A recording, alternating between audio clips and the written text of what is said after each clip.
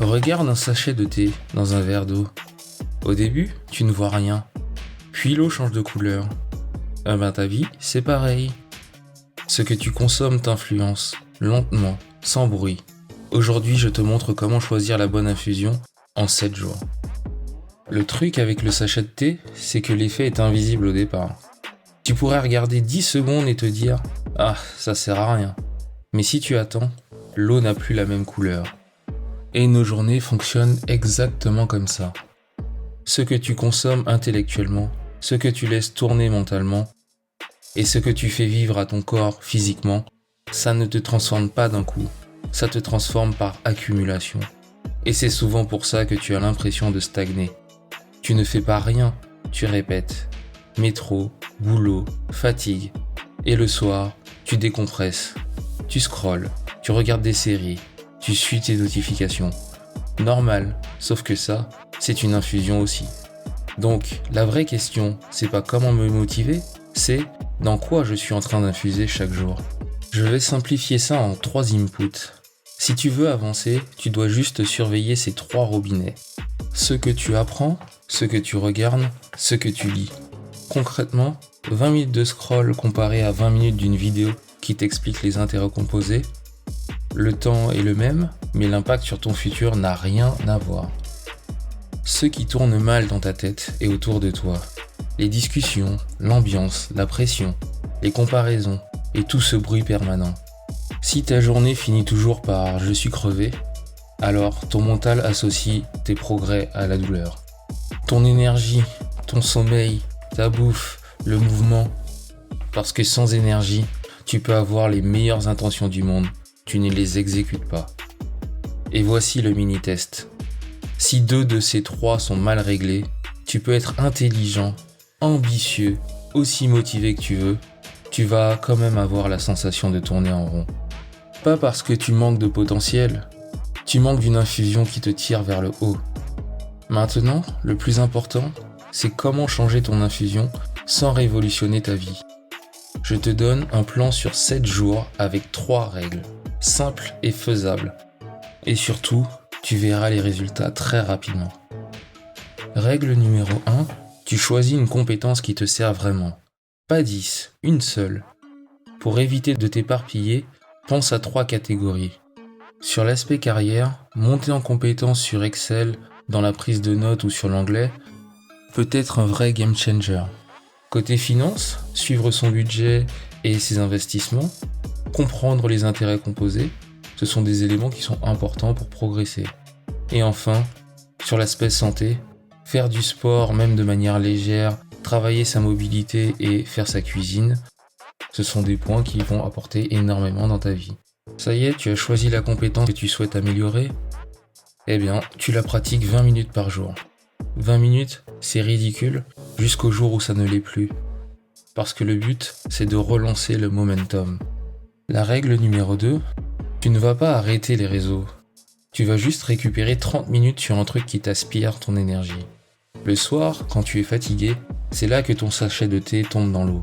Donc tu te fais une règle très simple. 30 minutes max de scroll par jour. Ou bien, pas de contenu avant d'avoir fait mes 20 minutes. Je ne dis pas que le scroll est interdit, mais je te dis juste, ne le laisse pas décider à ta place. Si ton corps est à plat, ton cerveau suit. Marche rapide, pompe, étirement, petite séance, on s'en fiche. Le but, ce n'est pas la performance, c'est de rebrancher l'énergie. Et ce qui est puissant, c'est que ces 3 règles se renforcent entre elles. Un peu d'énergie te donnera plus de facilité à apprendre. Un peu moins de bruit rendra tes objectifs à tenir plus simples. Un peu de progrès, c'est plus facile d'avoir envie de continuer. Le but, ce n'est pas de la motivation, c'est d'avoir un système. Et ça, c'est crucial pour le long terme. Parce que la motivation, elle varie. Un système, lui, il tient même quand tu as une semaine nulle.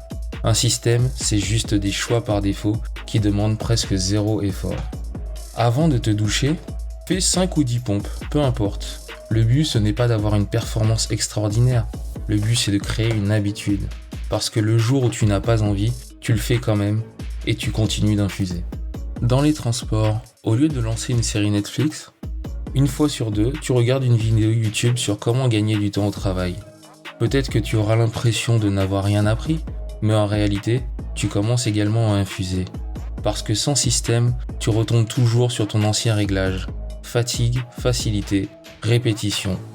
Au bout de 7 jours, ton objectif, c'est pas d'être une nouvelle personne, c'est de voir des signaux concrets. Dormir un peu mieux, avoir l'esprit moins chargé, et surtout, te sentir à nouveau en mouvement. Parce que ça prouve une chose, tu peux te reprendre en main. Et maintenant, voici le déclic qui fait que ça tient, même quand tu as une semaine pourrie. Le problème, c'est qu'on néglige nos compétences, parce qu'une fois acquises, elles deviennent invisibles. Et c'est exactement pour ça que le plan 7 jours marche. Il ne cherche pas à te motiver, il recrée une compétence, une habitude, un socle. Prends des exemples simples. Faire du vélo, au début c'est dur, et puis un jour, ça devient automatique. Savoir nager, pareil, et pourtant, ça peut littéralement sauver des vies. Et être actif physiquement de façon régulière, c'est encore autre chose. Environ 93% de la population sait faire du vélo. La compétence de nager, 84% de la population sait la faire. Les personnes qui pratiquent une activité physique, on est autour de 60%. Les trois en même temps, c'est beaucoup plus rare. On n'a pas le chiffre exact, mais le message est simple. Plus tu empiles des compétences solides, plus ton futur prend de la valeur.